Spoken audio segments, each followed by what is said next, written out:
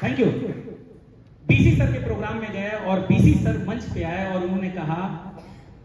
कि तुम्हारे मम्मी को पापा को तुम्हारे ऊपर भरोसा हो या ना हो, तुम्हारे सास को ससुर को तुम्हारे ऊपर भरोसा हो या ना हो, तुम्हारे चाचा या चाची को तुम्हारे ऊपर भरोसा हो या ना हो, लेकिन ये बीसी छाबड़ा बोलता है कि आप कामयाब हो सकते हैं, आप कामयाब हो सकते हैं, आप कामयाब हो सकते हैं। ये नारा साथियों जैसे लगा कि मेरे लिए ही बीसी सर बोल रहे हैं।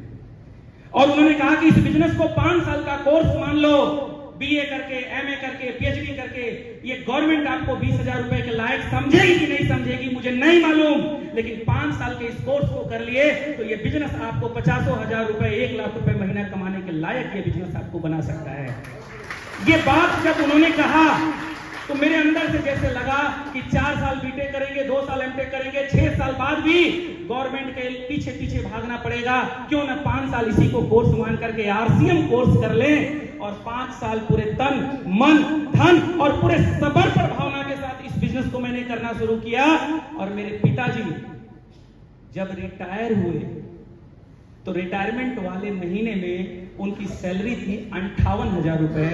और जिस महीने वो रिटायर किए उस महीने रवि पांडे जी की आरसीएम से इनकम थी 78,000 रुपए। मेरे दिमाग में बस एक चीज आया, कि अगर मेरे पिताजी रिटायर हो जाएंगे, सैलरी 25,000 हो जाएगी,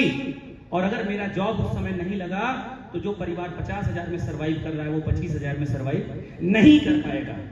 मेरे दिमाग में बस एक चीज आया, क्यों ना आरसीएम को जम के करें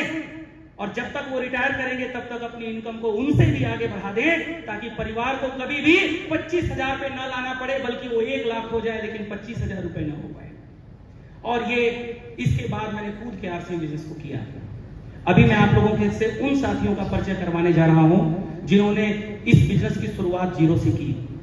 और आज इस बिजनेस के वो टेक्निकल अचीवर हैं, पर्ल अचीवर। हमारे बीच में कुछ पर्ल स्टार पर्ल हैं।